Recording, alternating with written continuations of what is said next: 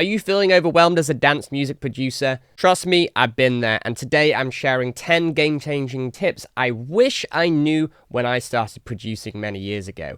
These aren't just practical tips, they'll shift your mindset and fast-track your progress, and stick around because tip number 10 could save you years of frustration. Tip number 1, make time for it and embrace the journey. Producing high-quality music takes time, dedication, and consistency. It's a steep learning curve, but don't be dismayed because every time you sit down to work, you're getting better at the door, learning new production techniques and improving your musicality. Now think about it. Do you think Jimi Hendrix, when he first picked up the guitar, suddenly started playing revolutionary music that changed music forever? No, he probably was struggling to hold the pick and his fingers were hurting and couldn't play chords properly, just like everybody else that started playing guitar.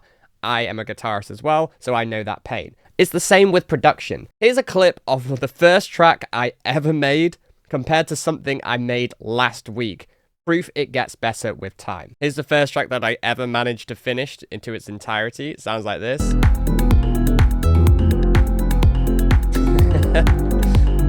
So embarrassing listening to this now.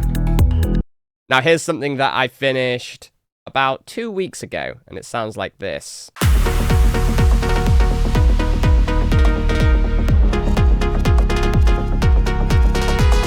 I mean, night and day difference, really.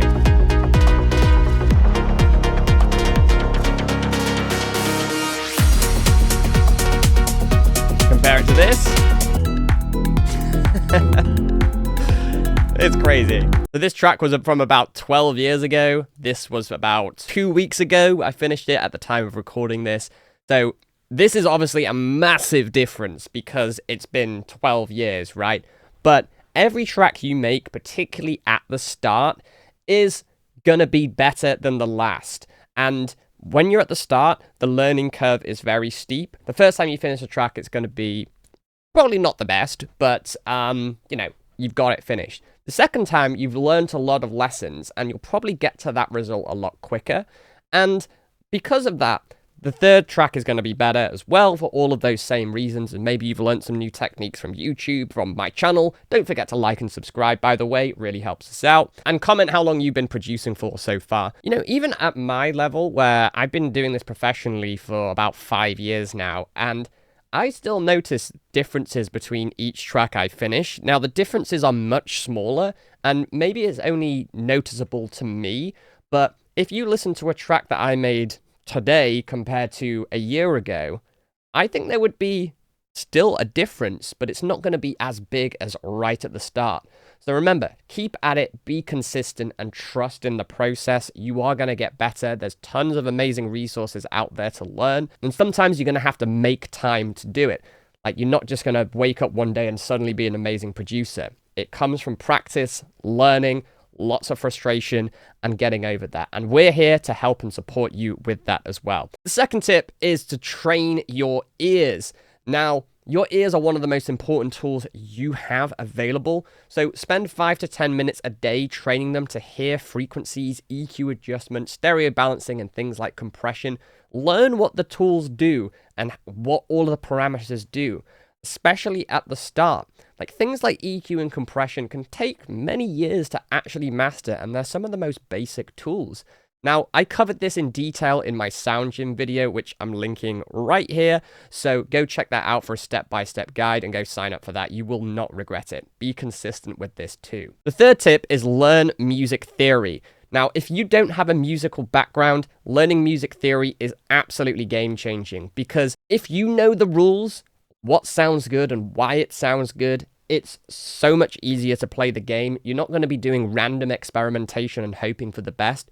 You can just sit down and be like, I know this is going to work because it works theoretically and it works in practice.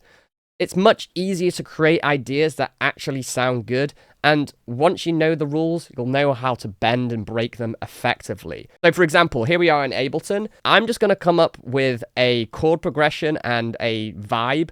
Like, I'll do it in real time. I'm not going to edit this, so you can see how quick it is. So let's just get up Serum or something. And let's get some chords down. So I'm making the decision to write this in let's just say E minor, okay? So let's just start off with some pads. I'm not thinking too much about the sound design here. I'm just showing you how quickly it is to get an idea down. Let's just set the key to E minor. And by the way, if you don't know much about theory, do learn. I have some videos on music theory in my YouTube channel and in my free community, which you can join via the link in the description. But use the scale mode. So let's just create a chord progression. So I'm going to create a 1, 6, 4, 7 chord progression. So using the root note. If you don't know what this means, by the way, this is a sign that you should learn just to show you how quickly this is. Let's just get the notes in first. So let's do a 2 bars per chord. So this is note number 1. Let's go to note number 6, 4, 7, like so. That's our chords. Now let's just add the 5th in. Let's add the 3rd in above. So now I've got this chord progression.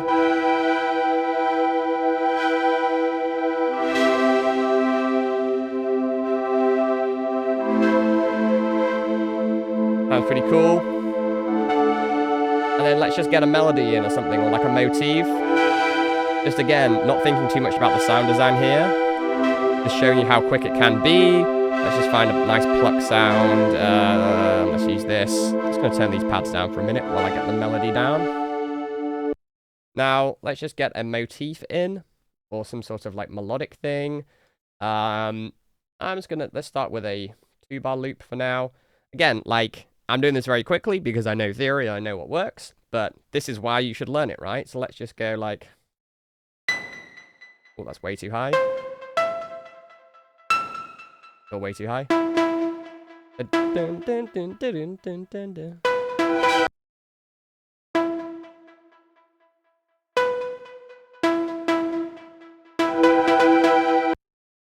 dun, dun.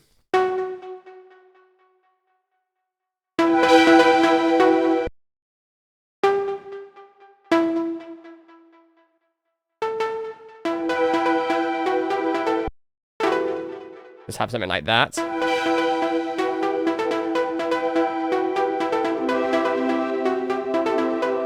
Instant vibes. And then let's just get a chord progression. Not a chord progression. Let's get a bass in. And again, just going to follow the root notes of these chords. So I'll just copy this down. Let's choose a bass sound. And this is going to be actually part of a later tip you'll see in a second. Let's just get this bass sound. That's not in the bass register. Just those notes. Get in the bass register. So now here we go.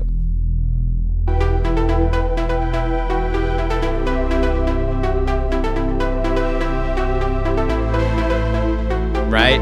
We've already got a vibe going, and like that was like 3 minutes it took me.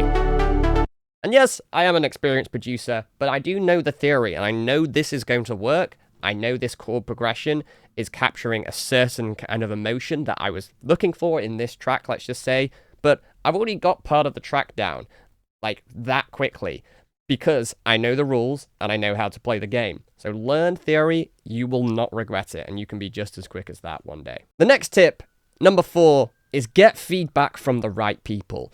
Now, when we first start making music, we're going to want to be sharing it with everybody we know, telling everybody that we're a producer and how excited we are about our new track. But I would tell you not to send it to your friends. So only send your music to people that are producers and musicians, or both. Your friends, because they're your friends, are not going to want to hurt your feelings. They'll just tell you that they love it and wow, it's so good. But they don't mean that. Like, trust me, I've been there. You can just see them, like, just trying to come up with something that sounds nice without hurting your feelings, because they don't know how to tell you that it's not that good, especially at the start. People, like, even if they're just a casual listener, they know what professional music sounds like, because music these days is so accessible. So they know what sounds good, but they don't know how to articulate or actually give you any useful feedback. Just to demonstrate this, I remember the first time I finished a track, I invited all my friends over, and I said, oh, let's listen to my new track. And they're like, oh yeah, cool. And then they just talked the entire way through. They weren't actually listening because it just wasn't good enough. It wasn't there to captivate their attention. And then at the end, they were just like, oh yeah, it was really cool. Yeah, I liked it. And I was like, oh, what did you like about it? And they couldn't even name a single thing about the track. So it just goes to show these aren't the right people you want to ask for help and feedback from.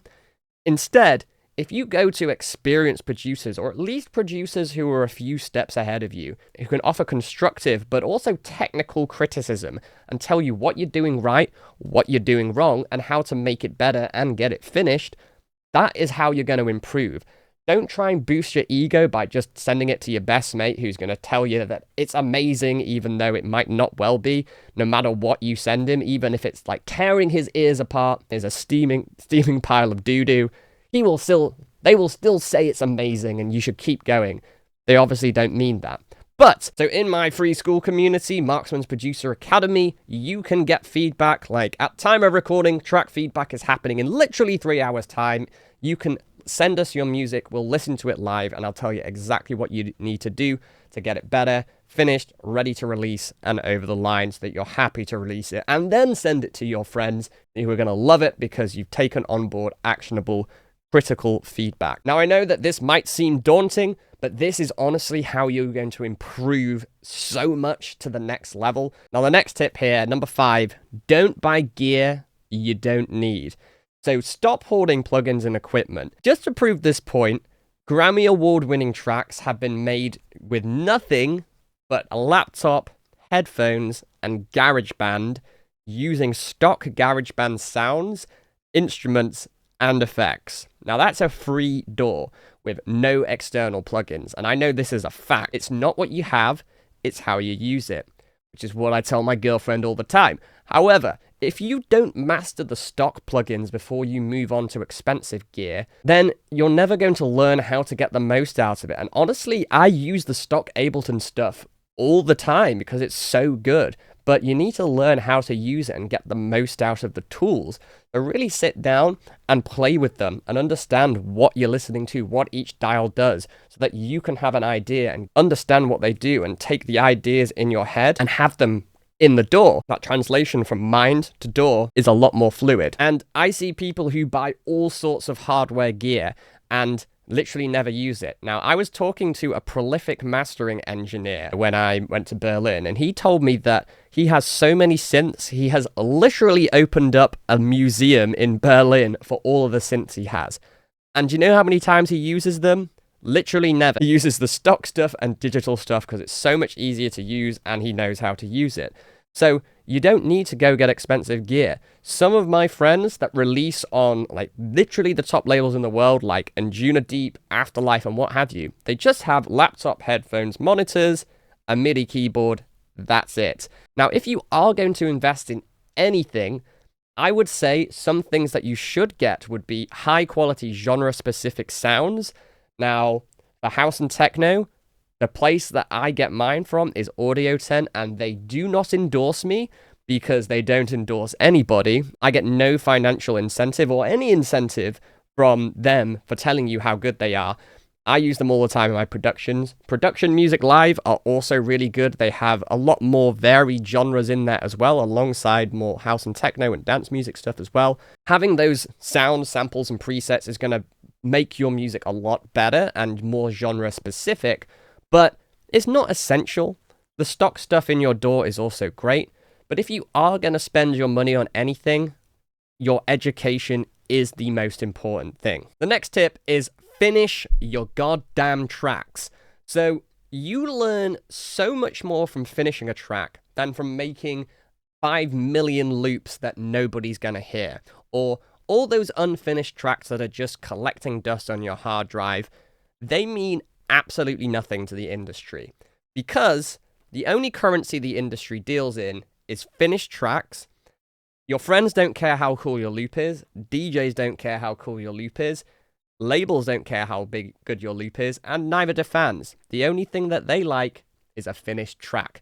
And another point to this is finishing the track forces you to practice some of the most important skills in production, such as arrangement, mixing, adding ear candy, and all of the subtle details that you're never going to get to if you're just making ideas over and over again.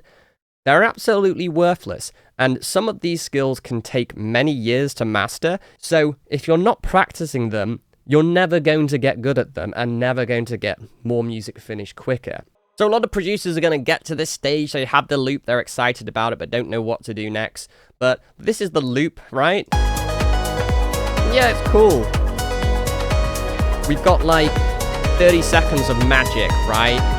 But that's not enough. We need a fully finished track. So here I have that track that's fully finished, and you see there's a lot more elements in here, and there's a lot more elements in here. But like, this is what it sounds like now.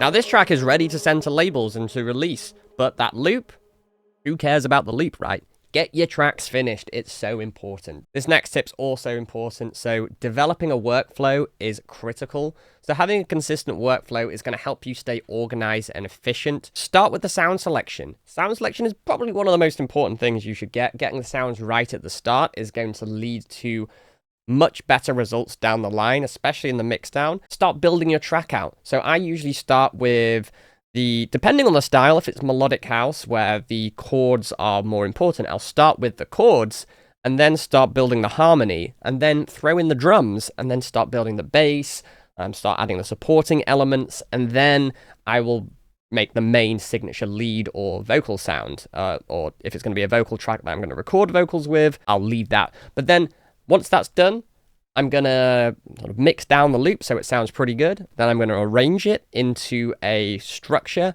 Then I'm going to add in all the ear candy parts and all the finishing touches, and then mastering it. That's the workflow I use. If you follow that same workflow, it's going to be so quick to get your tracks finished. But just as long as you can get to the loop quickly and then get it arranged and then mixed and then mastered and finished, by having this step-by-step process, it's going to prevent you from aimlessly tweaking stuff that doesn't really matter. And by keeping it structured, you're going to finish more tracks. This next tip as well will really change the game for you.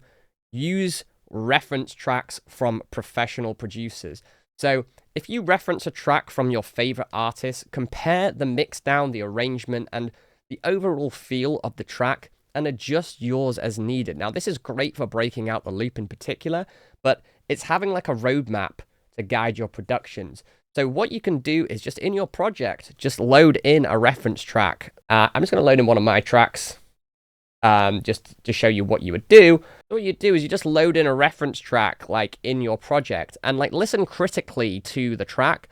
Listen to how it's structured, like when things change, what kind of sounds that they're using and when the sounds come in, how those sounds sound. But listen really critically, like, are the sounds changing over time? When does the main lead melody come in? And things like that. And use that as like a canvas and a blueprint to then create your track. Now, obviously, don't copy the track because that's already been released, but you can copy the arrangement, you can copy the tonal balance, you can copy the style of the elements and just write something new. It's absolutely game-changing, and you can have like maybe 2 or 3 reference tracks in there just to be like, okay, I like how the bass progression is in this track. I'm going to do something similar. I like the timbre of the drums, so maybe or how they're arranged. I'm going to do something similar in my track. It's about like taking what other people have done and done very well and trying to replicate that with a new context. So your track, your sounds, right? I definitely learned this far too late, but if you're starting out, this will change the game. And remember, it's not about comparing how your track necessarily sounds to the reference too much, because if it's a pro track that's from a prolific producer, then yeah, it's going to sound amazing. And if you're starting out, there's going to be a difference, right? But think about how you can learn from that. Can you learn more about arrangement? Can you learn more about sound design? How the sounds unfold over time? Very important stuff. Now, this next tip is to stay inspired. So whilst consistency is key in making great music, I recommend that you need to take breaks. Take breaks. So every hour, I will go to the other room and make myself a drink, get a snack or something, and just refresh my ears. But also, like, I'm not producing all the time, you know? Like, I'm listening to other music and other genres that can inspire me. So I listen to all sorts of music, from rock, metal, funk, jazz, obviously electronic stuff, you name it, pretty much everything. And you can take a little bit of something, like let's just say, oh, I like this aggressive lead sound in metal. What if I were to have that with a flamenco harmony and the funkiness of disco and use that to create your own sound? People are often going to just try and make something that's already been done, and it's better to develop your own style. And you are the product of everything you listen to, and so you should try and listen to as many different styles and as many different artists as possible as you can, just to get inspired by all sorts of different vibes and flavors. And go to events, like go see some live music, like whether that's a band or an artist, or go to a rave and see what the DJs are playing and see how it sounds, how it makes you feel. This is going to really inspire you and keep you creative. And it often strikes you when you're away from the computer sitting down. Keep feeding your creativity outside of the studio with these resources, but remember to take breaks as well, because you can't just be making music all the time. You will go insane. You need to stay fresh, stay inspired. But yeah, something that I reckon. So I go to at least one club event every month and another band event. Also go and support my friends playing, just because I like to support them, but also I can hear new music and be like, oh, that was cool. I want to go check, I want to make something like that, or take something from what they did and put it in my own production in my own way. Very important. And this final tip is probably the most game-changing one if you're serious about doing this. And that is, if you want to get results really quick and get much better, get mentoring. There's only so much you can learn yourself. And whilst YouTube is a great resource, you're watching this video right now, and I hope you found it very useful. If you have, press the like and subscribe, of course, so you don't miss any more future videos. It's a one-way avenue of communication, and you're just basically trying to copy what they've done on the video, and you don't know if you're implementing it right, and there might be lots of holes in your game that you're just not hearing. You might have some producer friends, or maybe you don't, and you're just doing this all alone like I was when I was starting. What can really speed things up is having somebody in your corner that knows you and wants to get the best out of you and can tell you what you need to do to take things to the next level. So mentoring can really, really help. I've had about 5 mentors in the past. I've had a business mentor, I've had a mixing and mastering mentor, DJ mentor, a production mentor, and honestly, it's night and day difference how much quicker I got to the results and how much I leveled up by hearing things that I'd never heard before. Like, if you don't know something is a problem, you're never going to be able to find a YouTube video for it, or like be able to articulate that as a question to somebody. Whereas a pro that knows what they're doing and is a good mentor and a good teacher can listen to your music and be like, okay, this is what you're doing wrong, this is what you need to add, this is how you fix it, and can really just take things to the next level so much quicker. I mentor around 50 students at the moment. I don't work with everybody, but some of them have gone from producing for like 20 years and thinking about giving up because it wasn't going anywhere, getting their first 100K streams on Spotify, signing to their dream label, all in less than a year of working with them. So finding a good mentor is super important. But if you are interested in getting mentored by me, then you can join my free school community to start with, and you can chat to me directly on there. We're there to help. Join one of the track feedback calls. I'll give you some in-depth critique. If you want to take things further, we can have a conversation about that. Link is in the description if you want to sign up. Totally free to join, and there's a huge network of over 1,000 producers in there who are there to support and help you as well. And there you have it, 10 tips to kickstart your production journey in 2025. Which tip resonated with you the most? Let me know in the comments, along with how long you've been producing for. Don't forget to like this video and subscribe for weekly tips, and join my free school community for track feedback. Tons of free courses on arrangement, mixing, and low-end mixing, plus support from fellow producers. Links in the description. See you in the next video.